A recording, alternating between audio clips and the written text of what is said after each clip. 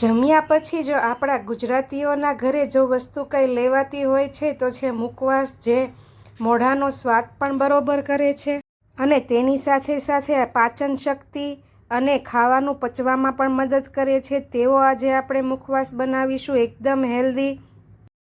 જો gas, acidity કે કબજિયાતની સમસ્યા હશે તો પણ જમ્યા પછી ફક્ત આ 1 ચમચી મુખવાસ ખાઈ લેશો તો બધી જ સમસ્યાઓમાં રાહત મળશે.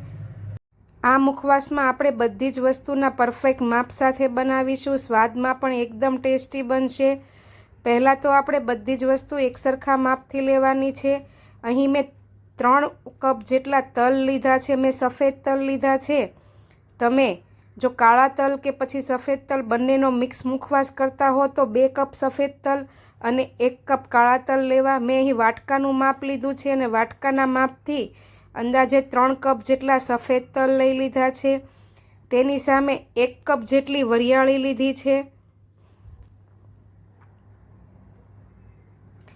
વરિયાળી 1 કપ જેટલી લઈ અને પછી તેની સામે 1 કપ જેટલા જ સુવાદાણા લીધા છે.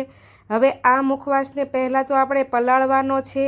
મિક્સિંગ બાઉલમાં પહેલાં સફેદ તલને આપણે વચ્ચેથી આવી રીતે જગ્યા કરી દઈશું અને તેમાં 1 ચમચી હળદર, 2 ચમચી જેટલું મીઠું અને 2 મોટા ચમચા જેટલું લીંબુ લેવાનું છે. હળદર મેં થોડી અહીં વધારે નાખી છે. તમે 1 ચમચી નાખો તો પણ ચાલે, પણ તલના મુખવાસમાં હળદર તમે તમારી રીતે લઈ શકો. મીઠાનું પ્રમાણ મેં તો કહ્યું તેમ 2 ચમચી અને 2 મોટી ચમચી જેટલા લીંબુનો રસ લઈ લઈશું. લીંબુનો રસ અહીં ગળણીથી ગાળીને પછી લેવો, સીધો નહીં.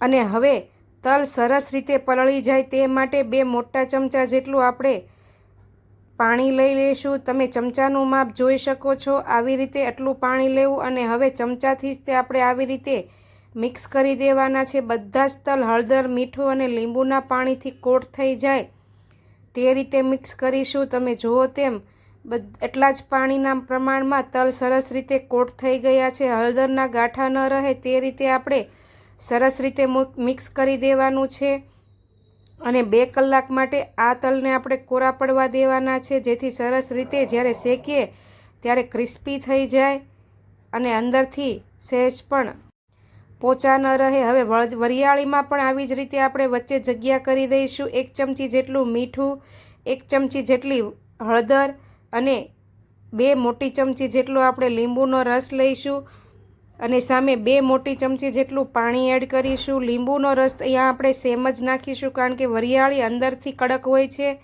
એટલે લીંબુનું અને પાણીનું પ્રમાણ સેમ જ લેવું. 2 ચમચી લીંબુ અને 2 ચમચા જેટલું પાણી. હવે વરિયાળી પલાળવામાં પણ એટલું જ પાણી જોઈશે. બધું સરસ રીતે મિક્સ કરી દઈશું આપણે. અને હવે અહીં જે આ મેઇન વસ્તુ છે તે સુવાદાણા પાચન ક્રિયા સક્રિય કરે છે.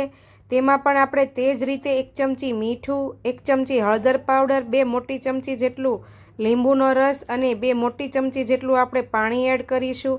સુવાદાણાની કન્સિસ્ટન્સી પણ વરિયાળી જેવી જ હોય છે, એટલે આપણે બંનેનું પ્રમાણ સેમ જ રાખીશું. અને આ બંનેને આપણે સરસ રીતે મિક્સ કરી દઈશું. સુવાદાણાને સરસ રીતે મસાલાથી કોટ કરીને આપણે તેને પણ એક બાજુ મૂકી દઈશું. હળદરના ગાંઠા ન રહે તે ધ્યાન રાખવું. હવે અહીં મેં અડધી વાટકી જેટલા અજમા લીધા છે. અજમાનું પ્રમાણ ઓછું રાખીશું. અજમા તીખાશ વધારે પકડે છે, એટલે તેમાં આપણે અડધી ચમચી જેટલો હળદર પાવડર, 1 ચમચી જેટલું મીઠું અને 1 ચમચી જેટલો લીંબુનો રસ અને 1 મોટા ચમચા જેટલું પાણી એડ કરીશું અને આ બધાથી તેને સરસ રીતે કોટ કરીને મિક્સ કરી દઈશું. તલના મુખવાસને પલળતા લગભગ 4 થી 5 કલાકનો સમય લાગે છે. એટલી જ વારમાં તલ સરસ રીતે કોરા થઈ જાય છે, પણ મારે ઇન્સ્ટન્ટ કરવું હતું એટલે મેં આ રીતે કલાક સુધી તડકે રાખીને સરસ એવા કોરા કરી લીધા છે. કલાક જેવા સમયમાં સરસ રીતે કોરા થઈ ગયા છે. હવે ગેસની ફ્લેમ ઓન કરી મીડિયમ ટુ લો ગેસની ફ્લેમ રાખીશું અને જાડા તળિયાવાળું પેન મૂકી આપણે તેમાં વરિયાળી શેકવાની છે. મેં અહીં 2 પાર્ટમાં કરી છે. બધી જ વરિયાળી એકસાથે નથી કરી, થોડી થોડી લીધી છે, એટલે સરસ રીતે શેકાઈ પણ જાય અને અંદરથી ક્રિસ્પી પણ થઈ જાય. વરિયાળી આવી રીતે દબાવીને શેકીશું. વરિયાળી તાસીરમાં ઠંડી હોય છે અને એસિડિટીમાં પણ મદદ કરે છે, એટલે આ મુખવાસમાં તે એસિડિટી ઓછી કરવાનું કામ કરશે અને પાચન શક્તિ પણ સુધારે છે. વરિયાળી એકદમ છૂટી છૂટી અને સરસ એવી શેકાઈને ક્રિસ્પી થઈ જાય એટલે તેને લઈ લઈશું અને બીજા ભાગની જે વરિયાળી છે તેને પણ આવી જ રીતે આપણે શેકી લેવાની છે. તે પણ સરસ એવી ક્રિસ્પી થઈને છૂટી છૂટી થઈ ગઈ છે. વરિયાળી પછી હવે આપણે સુવાદાણા લેવાના છે. સુવાદાણાના પણ મેં 2 પાર્ટ અહીં કર્યા છે. સુવાદાણાના પહેલાં અડધો ભાગ લઈને આપણે શેકીશું. સુવાદાણા શેકાતા 4 થી 5 મિનિટનો સમય લાગશે. ગેસની ફ્લેમ મેં તમને કહ્યું તેમ મીડિયમ ટુ લો રાખવાની. સુવાદાણાની તાસીર ગરમ હોય છે. સુવાવડમાં પણ આ મુખવાસ જરૂરથી આપવામાં આવે છે. જો કબજિયાતનો ભાગ રહેતો હોય તો સુવાદાણાથી આ સમસ્યા દૂર થાય છે, એટલે આ મુખવાસમાં સુવાદાણા કબજિયાત માટે જરૂરી છે. સુવાદાણા 4 થી 5 મિનિટમાં સરસ એવા શેકાઈને તેનો કલર પણ ફરી ગયો છે ને એકદમ ક્રિસ્પી થઈને એકદમ છૂટા છૂટા થઈ ગયા છે. હવે આપણે તેને બીજા બાઉલમાં લઈ લઈશું. બધી જ વસ્તુઓ આપણે જુદી જુદી રાખવાની છે, ભેગી નથી કરવાની. અને વધેલો જે ભાગ છે સુવાદાણાનો તેને પણ આપણે 4 થી 5 મિનિટ માટે ગેસ ઉપર શેકી લેવાનો છે. સુવાદાણા સરસ એવા શેકાઈ જાય પછી આપણે તેને પણ બીજા બાઉલમાં લઈ લઈશું. તલ તમે જોઈ શકો છો કોરા થઈને એકદમ આવી રીતે છૂટા છૂટા થઈ જાય ત્યાં સુધી આપણે કોરા કરવાના છે. તલ બહુ ભીના ન હોવા જોઈએ, આવી રીતે હાથથી છૂટા પડી જાય તેવા રાખવાના છે.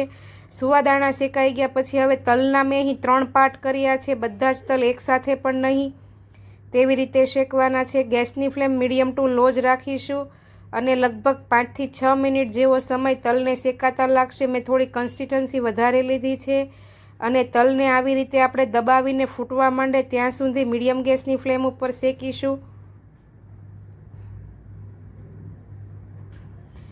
તલ સ્કિન માટે ખૂબ જ જરૂરી છે અને શિયાળામાં તો જરૂરથી ખાવા જોઈએ. તલ પાચન શક્તિ પણ સુધારે છે, એટલે તલ મેન છે આમાં. હવે તલ પણ સરસ રીતે શેકાઈ ગયા છે. તેને એક બાજુ લઈ લઈશું અને બીજા વધેલા ભાગને પણ તેમાં એડ કરીશું. મેં અહીં તલને 3 પાર્ટમાં ડિવાઈડ કર્યા છે. 4 થી 5 મિનિટ જેવો સમય લાગશે. તલ પણ સરસ એવા છૂટા પડીને શેકાઈ ગયા છે.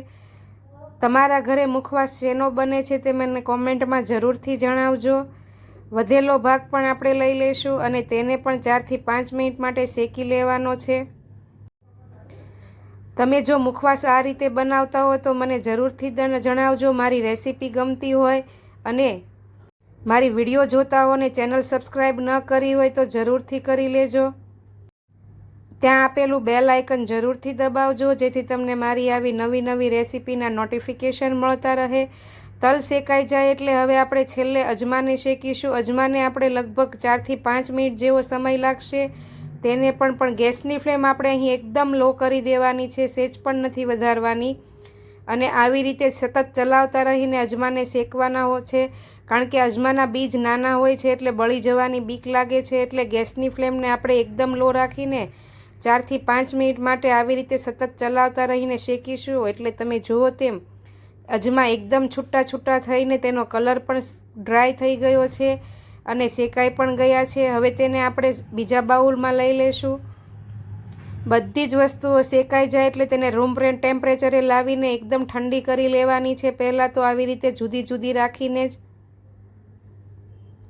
પછી જ આપણે મુખવાસ ભેળવવાનો છે. એટલે બધી જ વસ્તુઓ રૂમ ટેમ્પરેચરે થઈ જાય એટલે મોટા વાસણમાં આવી રીતે ચાયણી મૂકીને પહેલાં તો આપણે વારાફરતી બધી જ વસ્તુઓને ચાળી લેવાની છે, જેથી તેમાં રહેલું વધારાનું મીઠું અને હળદર જે બળી હોય તે બધું જ દૂર થઈ જાય ને મુખવાસ આપણો એકદમ ચોખ્ખો થઈ જાય. એટલે બધી જ વસ્તુને આપણે આવી રીતે પહેલાં ચાયણીથી ચાળી લઈશું.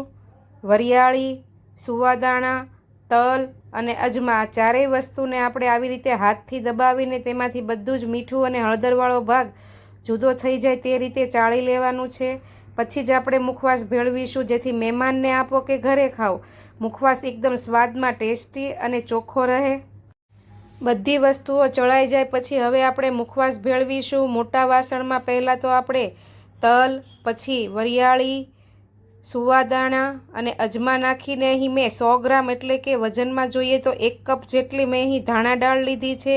તડકે તપાવીને કે પછી પેકેટની તૈયાર આવે તે તમે ઘરમાં રાખતા હો તો તડકે તપાવીને લેવી અને તેને આપણે આવી રીતે તેમાં એડ કરી દઈશું અને હાથથી બધા જ મુખવાસને સરસ રીતે મિક્સ કરી દઈશું. તો છે ને એકદમ ઇઝી રીત અને તમે જોવામાં જ તે એકદમ ક્રિસ્પી મુખવાસ બનીને તૈયાર થઈ ગયો છે. તો ચાલો આવી નવી રેસીપી સાથે કાલે ફરી મળીશું. ત્યાં સુધી આવજો. જય શ્રી કૃષ્ણ.